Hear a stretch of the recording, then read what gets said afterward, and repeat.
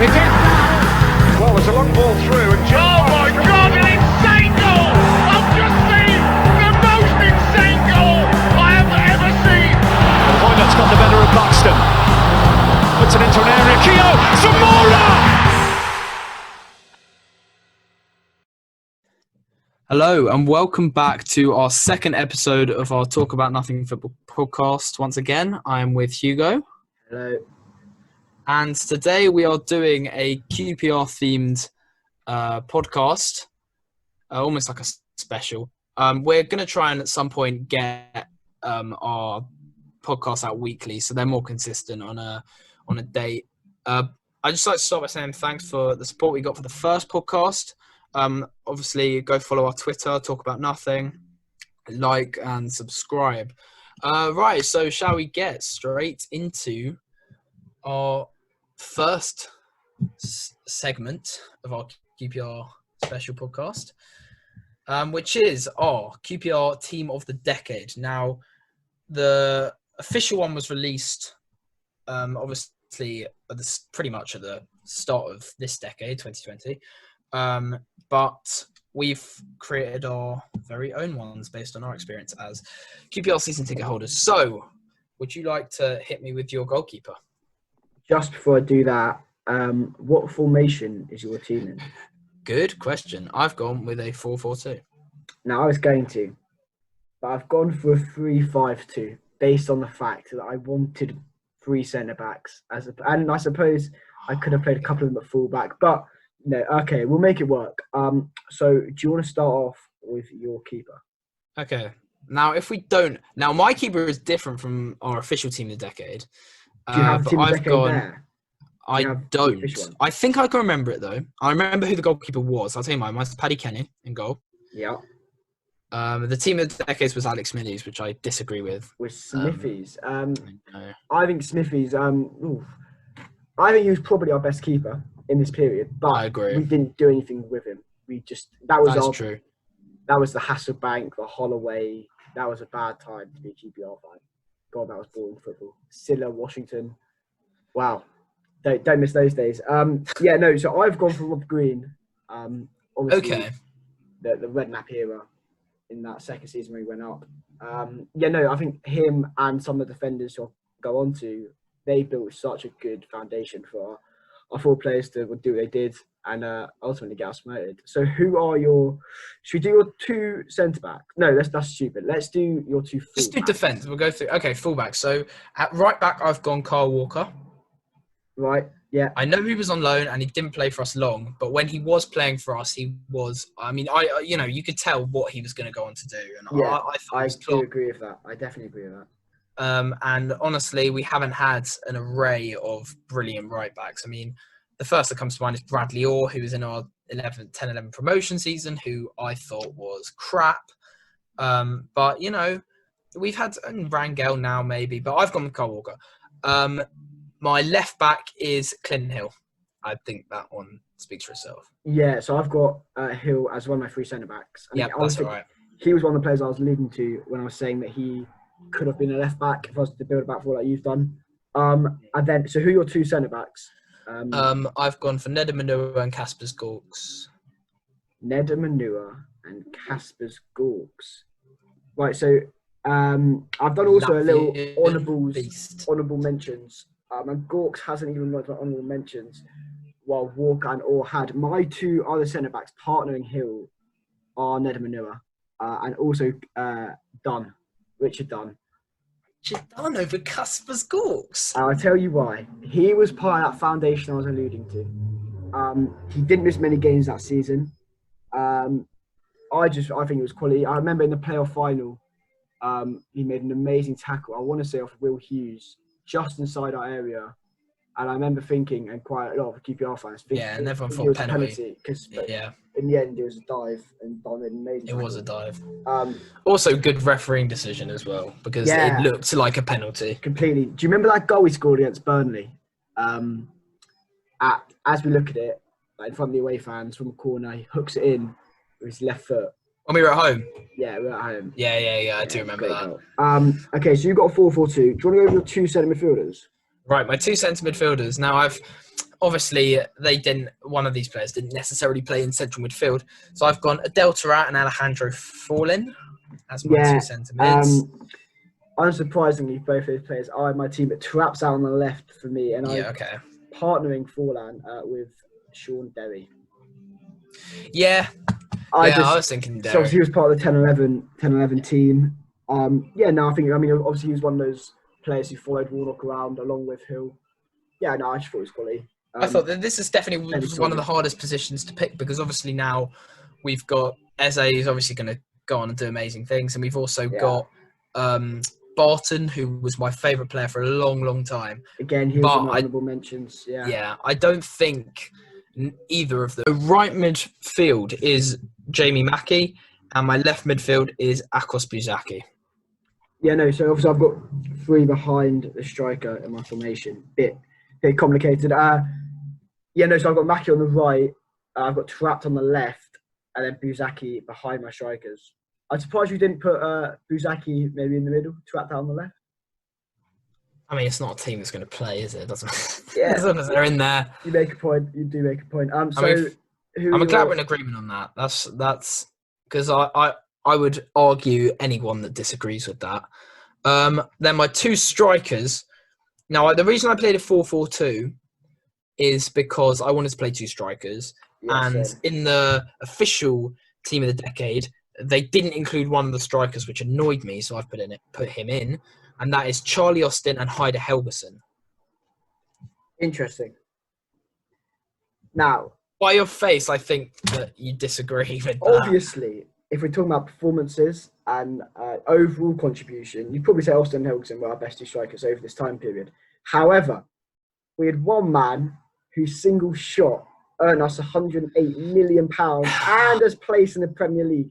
And although he was awful, not awful, maybe that's a bit harsh, very average in the whole of that season, he came on in the playoff final. And I mean, the rest is history. So Bobby Zamora is partnering Charlie Austin in my team of the decade. Purely for that one strike. Bobby Zamora for one goal ahead of Heide Helgeson, even though Heide Helgeson scored against Chelsea numerous times, especially the game where we won 1-0 from his penalty. Yeah. The Iceman, he's just got to be in there for me. Yeah, no, I mean, I can't disagree with you. I can't tell you wrong at all. But no, because I'm right. Yeah. That's why. Helgeson's in my honourable mentions. He's there next to Barton or Walker and Kenny. Right. I don't think we're ever going to come to an agreement on Helgeson or Zamora. Yeah. But I'm confident in my Zamora. I put it out there. Right, do you want to move on to the top 5 games? So yeah, for this part, since again 10-11, because that's basically when me and Alfie's kind of QPR experience really started. So from there, our top 5 games since QPR games, obviously. Alfie, what is your 5th favourite game? My 5th favourite game is actually not even one that I was at. I was watching this on the television, and it was when we came from 2 behind at home to Brentford in 2017, and we equalised to make it 2-2 in the dying embers of the game. Great game. Was that Lukey Freeman? Or was it was Freeman, Matt Smith, and then Luke Smith. Freeman. Yeah. No, obviously against Brentford, just that little bonus. I can't disagree with you. That's not on my list. My list it's a bit of a weird one. It's a bit of a non-game. And it's Stoke away, otherwise known as the first game from this season. I was going to say that. Yeah, I went. It was a great away day. Loved every minute of it. Obviously, we scored early on the 8th minute with Hugill. Yeah, no, it was just amazing. Obviously, and then on the train home, Jeff Cameron was in the same carriage as us. And it was only it was probably 45 minutes after full time, and he played the whole 90. So, how he got on that train, I won't ever know. But I'll go for my 4th one now, and it's Cardiff away in the 10-11 season, playing in our green kit, when Taarabt scored that screamer that has lately been going around social media. We ran away before it even gone in. Yeah, I mean, that season, I mean, we could do a whole episode and track that season. So Yeah. I won't keep banging on about it because everyone sees on social media. Were you watching that game? I was watching that game. No, I wasn't. I was in Spain, and we were actually in the airport during that game, and all the notifications. I mean, it was obviously just in general a tense game anyway. All the notifications were coming through on my dad's phone, and it was so. I mean, I've never been when you just don't know what's going on in one of the most important games of your season. It's just so nerve-wracking. Yeah, no. Again, that importance you spoke about was probably one of the most important games of that season. And yeah, no, the travelling fans. I don't have the number in front of me, but there was a sea of green almost. QPR fans. Number 3. No, what's your fourth? Oh yes, that would be important for the list, wouldn't it? My fourth one is my first game in 2010, and that was QPR 3, Middlesbrough 0. And it was. I remember. This one obviously has a lot of importance because it's my first game, but also because I remember it very clearly. It was 0-0 at half time, and I wanted to go home more than anything. And then the second half, we scored 3 pretty quick-fire goals. I think it was a Frame, Turat, and Mackie, if I remember. And it was a great day, sun shining, 3-0 win, boom, QPR fan for life. Yeah, hooked you in. False sense of optimism. Yes, of course. So that whole season in general. Yeah, yeah, that was a bad first season to the QPR fan. Thinking that's definitely how it's always going to be. Your third, Alfred. Right now, this is my third for a couple of reasons. Well, it's for a few reasons that it takes this spot. It's when we beat Wolves in 2018 2-1. Yes. Now, this is number 1. It was on my birthday. The day before my birthday, the game. So it was a big game. Number 2, Wolves were top. That season, Wolves went up. Yeah. They were top of the league. Yeah. Number 3, we were there we travelled with some Wolves fans. Brilliant. That was class. And finally, number 4, which just sticks out, was the final whistle celebrations, where we just all went mental and I cut my leg on the seat. And that's the most that I've celebrated at 90 minutes, I think, since my number 2 and obviously my number 1. Yeah, no, I want to say that was a Joel Lynch cross to a Matt Smith header. I think you're right, and I think my brother's got it on video. I think that's what I want to say. So my third is surprising. This could be your second.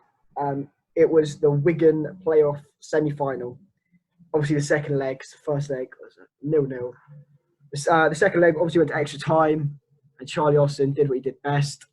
Scored late on under the lights. Oh, it was just a great game. Obviously, games are always better under the lights midweek.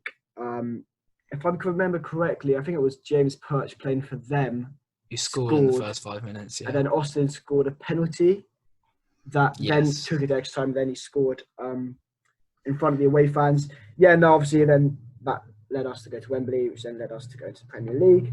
So is that your number 3? That's my number 3. My number 2, I'll follow on, is it's Stoke again, this time at home, when Djibril Cissé scored to keep us up before we travelled to City on the last day, which of course is the famous Aguero goal game.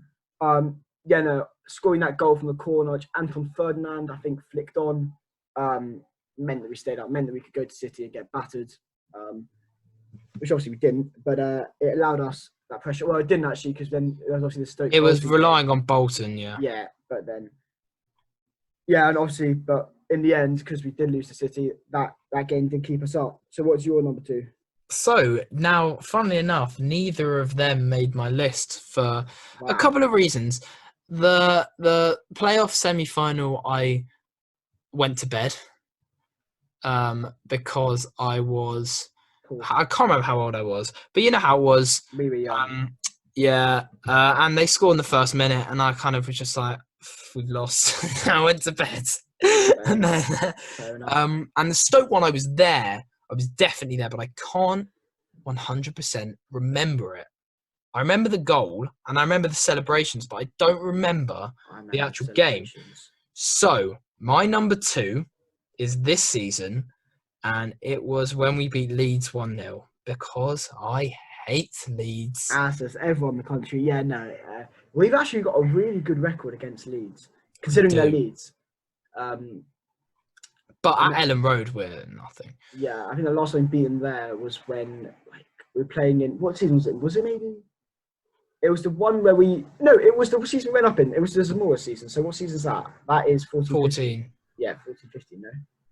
Yeah. Yeah. That still feels like, that's a long time ago. Yeah, and Clint Hill scored in front of us, in front of our fans, if I remember correctly.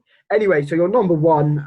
If it's different, it's not different, then is something's wrong. It's the playoff probably final. It's probably more in the playoff final. As I alluded to earlier, this sole game is why he made my team of the decade. That one strike, we got killed for 90 minutes, or 89 minutes, I should probably say. Gary I've O'Neill seriously never seen anything like that. It was just the whole day. I'm getting goosebumps now. It was crazy. And then I remember just thinking, just Derby score so we can all go home. I can't sit here for extra time and get battered even more. And then Hoylett got the better of Buxton, and the rest is history. I mean, it's just it's in front of our own fans. It's just this little thing. Wow, it's such a mental. Yeah, that's what I'm tell the grandkids. I think now I don't know if this is 100% true, but I think all the times that QPR have been at Wembley, we have only ever scored up that end. I can clarify that, but I'll take your word for it. You're probably correct. I just thought I heard that somewhere, but that's a cool fact if that's true. So, are we going to do the commentaries next? Yeah, all right. Okay, so this next segment is new again. Me and Alfie have both picked 3. We'll go for QPR goals that have scored, the commentary of them. We will then play them out loud. We're hoping the audio will all be okay. And the other person has to try and guess the goal. Obviously, we don't want to leak if the commentator says, scored against. I've done my best. So I'm going to try to pause it or stop it or mute it or whatever. Are we going to guess who it's against? Yeah. Yeah, guess who it's against. Yeah. Right. Guess the goal scorer if he doesn't save, but someone do say. Oh, well, that's poor. Well, mine is Tarat themed. So. Okay. So do you want to go first or? Yeah. Okay. We'll do one each. I'll do 3 for you. Okay. The first one is put it on max volume, which is something that actually. No, I'm not going to give it away. But okay. It's an easy one, so we'll see if you can get this one.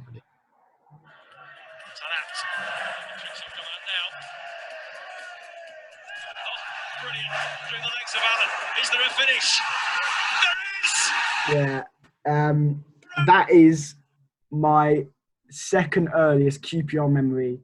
2010 Boxing Day, Tarat 4-0 against Swansea. QPR 4-0 against Swansea, I should probably say, but that's Tarat's goal when he does that little skill pass to fall in, gets it back, goes through Joe Allen, curls it around Gary Monk into the far corner. Yes, it is. Correctly. Spot on. Right. Now, this first one is a lot more present. Let's just say that. Okay, that's cool. Let's see if this works. That's a well-known goal. Yeah. Got a little advert, so we'll just talk over this for a couple seconds. So what's the advert about? It's a cut-up advert, but we'll go into it now. Okay, let's hope this works.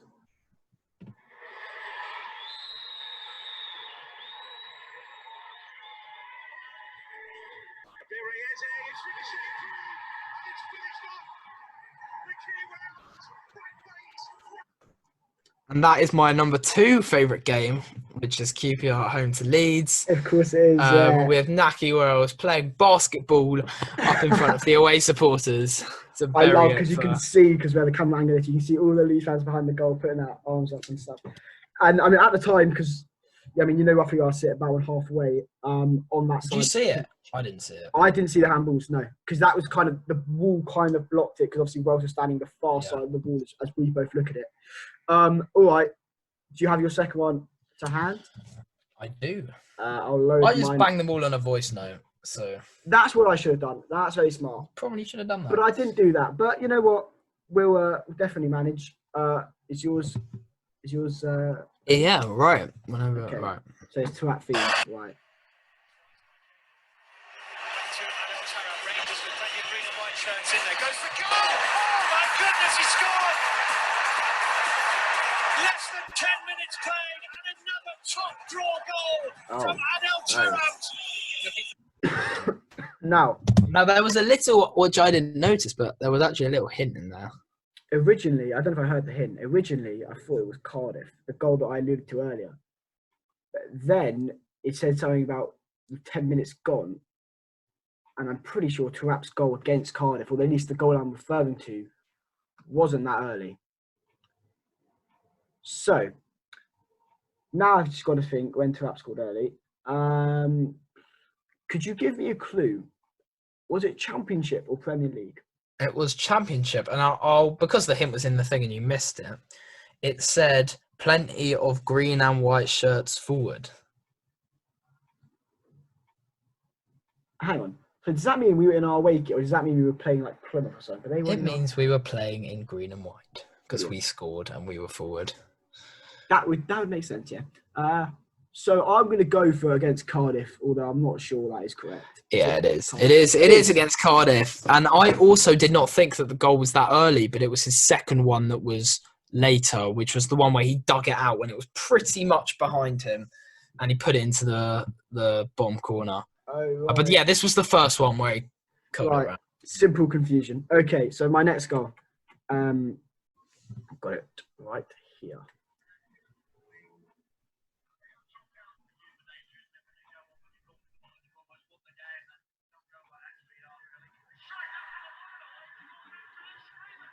All right. It was very quiet. Hopefully, everyone at home can hear it, but that was Matty Phillips away at Palace. It was. We were about 4-0 down, 5-0 down. I think it could have been that. 4, yeah. That was ridiculous. I was a shot out of frustration, and it just happened to be a screamer. It really was a shot out of frustration. I now very much much dislike him. So I hope you do too. Yeah. He was, when I was mascot, he was the person I walked out with. And that was when he was quite new to the club. And I had absolutely not a clue who he was. I was originally there with Richard Dunn. And I was like, "You all right, Dunny?" And then someone came and we all shifted down. And I was next to Matt Phillips and my brother got Jermaine Genius. So who scored that game? Right. So I'm going to hit you with my next one. Okay. We do hope the audio is okay at home, and if it is, we might repeat a segment. If not, well, that's just the way the cookie has crumbled. Right, you ready? I am ready. Now, this is one of my favourite Taarabt goals. Oh, no. Brilliantly played by Taarabt. Is he going to go alone? Oh, it's a fantastic goal! 2 for Taarabt, 2 for QPR, and they're closing in on their first league win of the season. First league? Oh, so that's Premier League, right? Sorry, yeah. Wait, surely. Yeah, okay, that must be Premier League. Now, I was thinking, hang on, he's got to go alone. Oh, that commentary is coming to me. Now, I want to say Fulham, when he nutmegs Hangeland. Is it that was his name? The Norwegian fella. I don't know if that's correct. Red Hangeland? Yeah, I don't know if that's correct. He needs to go alone. I'm trying to think who's scoring it that season. Didn't score against Liverpool. To make it 2. I'll go for Fulham. Is it Fulham at home? It is Fulham at home with that roll and outside of the foot. Beautiful. Jibble Cisse is screaming out to possible, but when you're trapped, you do that, and I'm not sure. What is the noise in your background? Sounds like Star Wars blasters. It might be a bird. We'll continue anyway. Okay, right. So here we are. Right. Now I've got to cut this one early, otherwise it gives it away. Okay.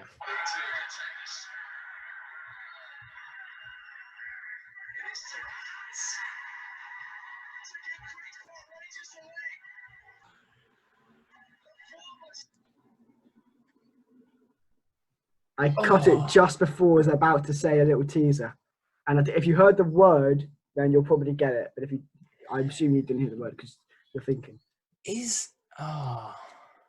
Tell me what you heard. It's the next. I didn't hear it, but the silence before made me think that it could have been a free kick.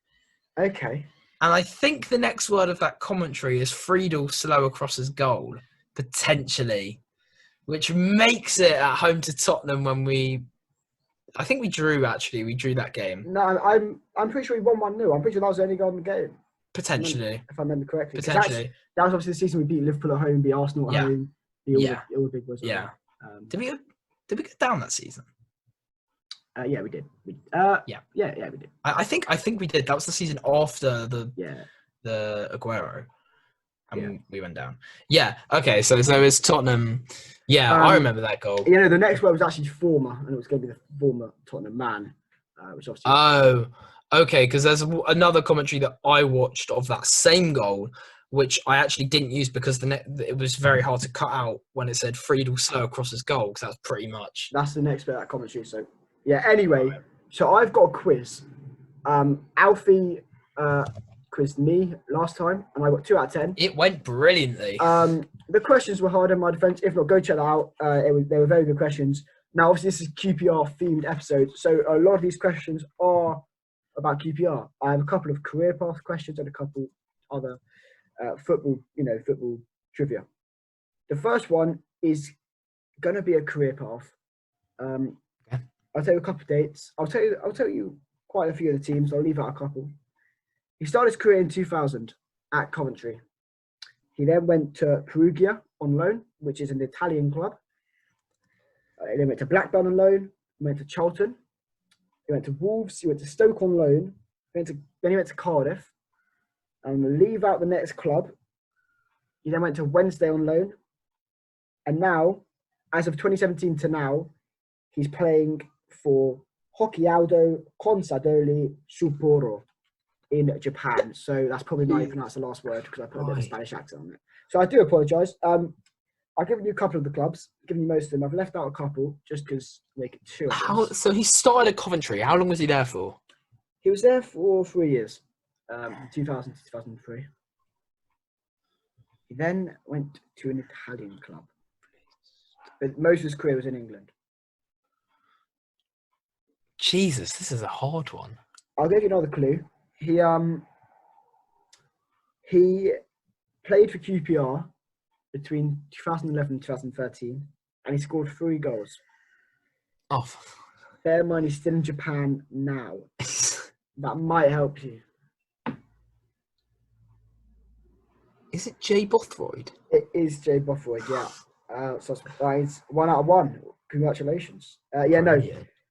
He's actually played for a club in Thailand and another club in Japan. It's when I left out Cardiff, who he was at before he joined us. But he was good for Cardiff. Yeah, that's where he made his name. I think, was that where he got his England call up? He must have been. He was genuinely good there. Yeah. Okay, so it's 1 out of 1. Sorry, halfway your score. Okay, brilliant. Okay, we're going to another career path.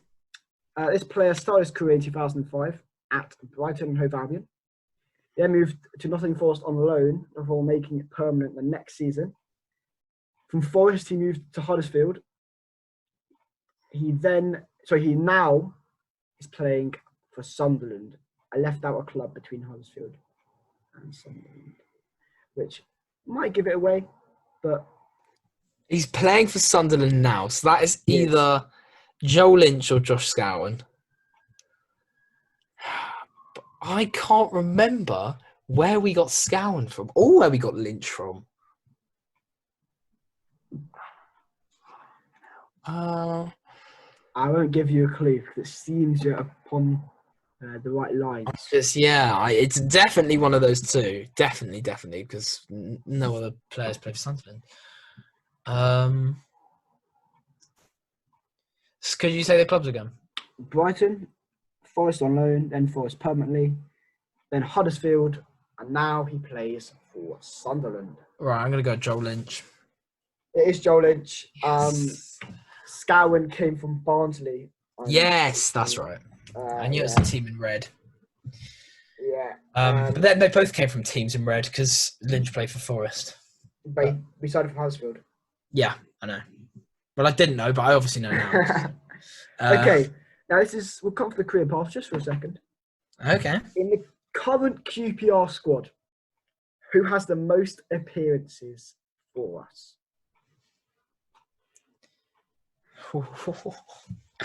That's massive. Because I remember we had a chat quite a while ago when we were looking at the starting lineup, and the only remaining player from then was Scow, and obviously he's gone now. That was I think that was literally we were talking about the Tool Brentford game, and basically the whole team is since 2017 completely changed. Because that was the Smithies, Longo, Freeman era. Yeah. So basically, like basically the whole team has changed. It has. So we're looking at the past 2 or 3 seasons. I'm gonna have to push you. I'm going to say Ryan Manning. Definitely not a bad shout, but incorrect shout. Correct. Okay. It is Grant Hall, club captain. He was my next guess. Yeah, it was probably between those two. Yeah. I mean, but I was thinking Darren would probably be in contention Yeah. should he not have left, just because he played so much under Holloway, and obviously Hall's quite injury prone. Yeah, that was my thinking. It was between Hall and Manning and who actually played. Yeah. All right. Hit me with your next one. This might be slightly easy, but who is the oldest player in the QPR squad at the moment? I mean, surely it's Rangel. If anyone's older, they need to be sold. Right, so that was probably too easy then. Yeah, it is. And he is, wait, don't tell me, 36 years old? He's 37. Yeah, all right. Cameron's second oldest. He's 34. 30, yeah. Yeah, I think he's 35 now because both of them want new contracts. And if we keep giving them new contracts, then they'll actually die while they're still under contract. Yeah, probably not something on our books. But, okay. Yeah. So you're on 3 because you got the Hall question wrong. Yes. You got the Lynch and the first one and that one. Okay. Moving away from QPR just for the moment. So perhaps some of the other viewers who aren't necessarily QPR fans, welcome to the episode. Why are you watching? Welcome to the episode.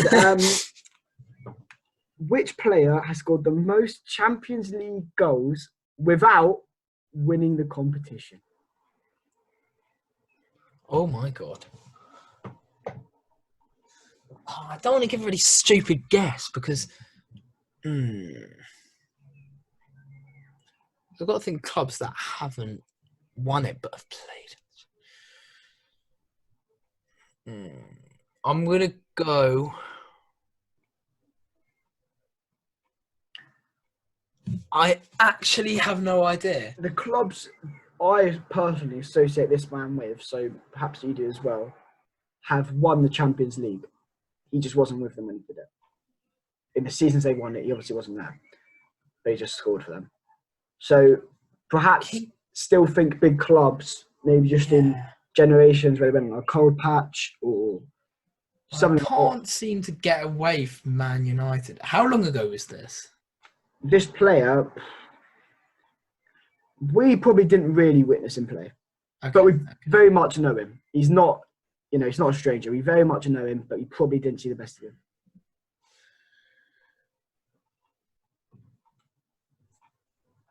I am going to say Van Nistelrooy. Wow. Is that correct? That is the correct answer. That's amazing. Really? Oh, that's class. So what's that? Is that 4? Wow. Okay. Well, that's embarrassing. Yeah, no, that's a hard question. That was a complete guess. That's a good guess. The players, when I found this question, I was thinking of Zlatan. I don't know if he's won it, or did he win it at Barca? Don't know. My first thought was Shearer because he's been at, like Newcastle and Blackburn. But I wasn't even sure if they were actually in the Champions League when he was. I'm not sure either. So that's the only other player I was thinking of was Henry because obviously Arsenal, and then I know he played for Barca. But did he win it with Barca? I'm not entirely sure. If he did, that looks stupid. But oh well. That might look really bait. I did not know that question. Like that might come across like really like we discussed it before. That was just a complete. No, I can confirm. So you've had 5 questions. You got 4 of them correct. So you got 5 more left. I think that's too easy a question. So we'll go. Okay, we'll go here. Which team has appeared in the most FA Cup finals without winning the competition? So they've never won it. They've never won the competition. They've been in finals. Give you a clue. It's not Brentford. Right, thanks. I wasn't even thinking them, but oh, without winning. Because it's quite a hard question. You can ask me one yes or no question, and I'll reply honestly. One. So Okay. pick wisely. Are they in the Premier League? They are in the Premier League. Right, so we've now got a 1 in 20 chance, but I know like most of them have won it because I was watching. Jesus. It's hard. I mean, you either know or you don't, or you can make, or you make a good, or you take guesstimate. Not guesstimate, guess. Player. Good guess. I'm gonna push you, Alfie. I'm gonna push you. I don't even have anyone in mind. Hold on. I'm fine. I'm gonna say West Ham. Oh, yeah, not an awful guess. I don't know if they have won it. I'm sure one of our listeners will get in touch. I hope. No, it's Leicester City. Our club, I would have thought, have won the competition, but apparently not. Apparently not. So, okay, we're going to go back to our career path. Let's go for this one. Okay, I'm going to make this quite a bit harder and leave out a few clubs. Why? Because I'm doing better than you thought. Yeah, precisely. So he started his career for Wimbledon in 2003, where he went to MK Dons, then Exeter, then Sutton on loan, then to Plymouth, and since Plymouth, he's played for Forest and Reading. Jamie Mackey?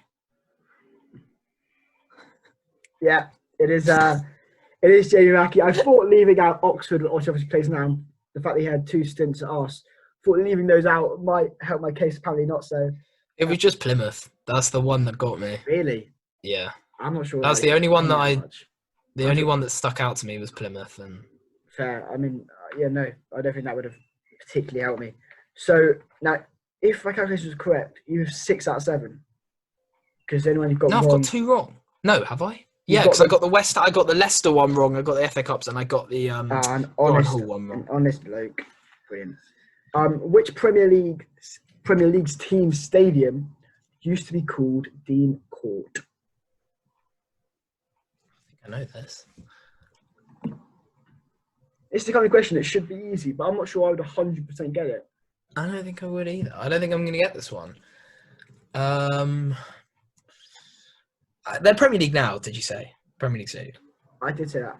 They're in the Premier League. And it used to be called Dean Court. Well, I'm going to rule out Arsenal because I know it's not them. So that's a 1 in 19 now. Brilliant. You ruled out Tottenham. Yeah. I'm going to say Sheffield United. It's not. It's Bournemouth. Okay. All right. On the south coast. Obviously, the Vitality now. Yeah, okay. Again, another non-QPR question. How many teams have won the World Cup? The Club World Cup, right? Nope, the World Cup. How many like countries? Yep, so I probably should have said countries. Yeah, you probably should have done. How many different teams? How many different teams, countries have won the World Cup?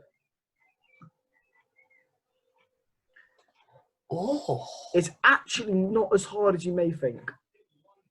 The thing is, you've got teams like, I'm pretty sure Hungary won it. Like, teams like that. So, England, Brazil. I'm going to say 11. I think it's probably 11. More. That is incorrect. It's actually only 8. Okay. And it's, let me try and get this correct. It's embarrassing if not. So France, Spain, Germany, Italy, Brazil. Do you count West Germany? Or just Germany? Germany, okay. Uruguay, England, and then you have Argentina. Bang, 8. Okay. There's 8 teams. Like places like Hungary, they have got to a final. I know that. Maybe that's what I was thinking of. Well, at least I'm pretty sure. I don't want to say something else. Good. So 5 out of 9, still downhill ever so slightly, but still very impressive. And the last question I'll give you today is going to be a career path. Okay, I seem to be quite good at these after saying I was bad in the last episode. How hard can I make? I can't just make this just quite hard. Well, by saying one club, yeah. No, so he started his career in 2002 at Newcastle. He's probably best known for his spell at Bristol City, where we signed him from. And since playing for us, he's gone on loan to Ipswich and Blackpool. Oh. I've See, I thought I had it at Newcastle, and then I thought I had it. Who did you think at Newcastle? As soon as you said started at Newcastle, I immediately thought Joey Barton, and then you said, what's the next one? Bristol City, and I thought Freeman, and then you said the other ones, and now I have absolutely no idea. Think further back than Freeman or Barton. I mean, there's one club that I say it, you'll get it within a couple of seconds, but obviously I'm ruined the point of it.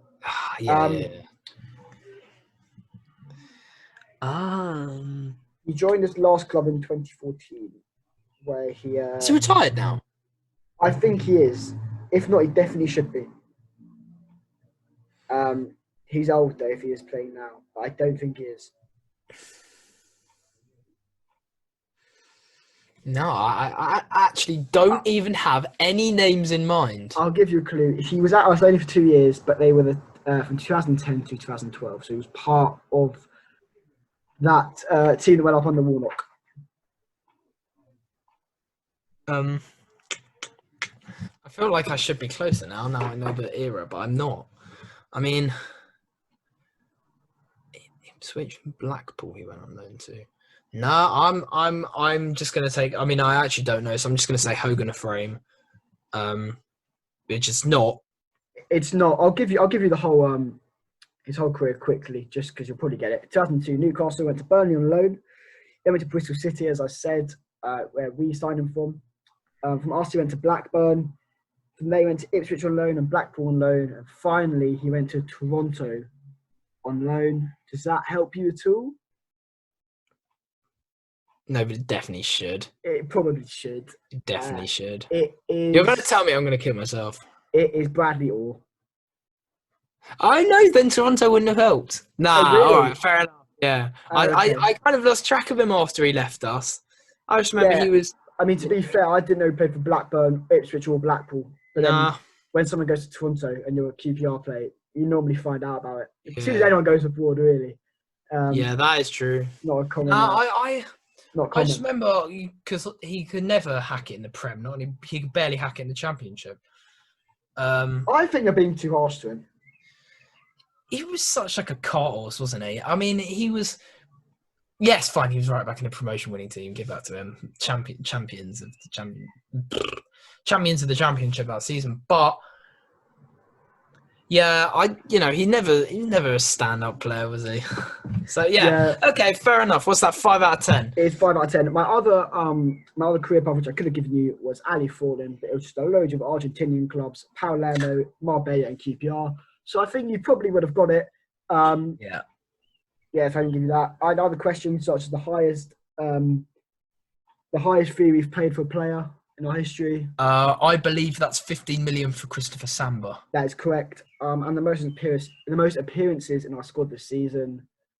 In our squad? Yeah, if you make a guess, you'll probably get it correct. Eze. Yeah. Again, so yeah, they're pretty easy questions. That's all I've got. Anything you wanna add before we wrap this up? If you're still listening, thank you very much. Appreciate the support. Like, subscribe. Also, comment, because the comment section is looking very bland with 0 comments on the last one. Just say you watched it. Just say you watched it. Just say good episode, lads, and get on with your day. Not even. You just put anything in there. Just episode. Thank you for listening. We actually got way more support than we thought in the first episode. So for that, we are both very thankful. We're looking to next week or next episode, I should probably say, will be the first episode. We get a guest on.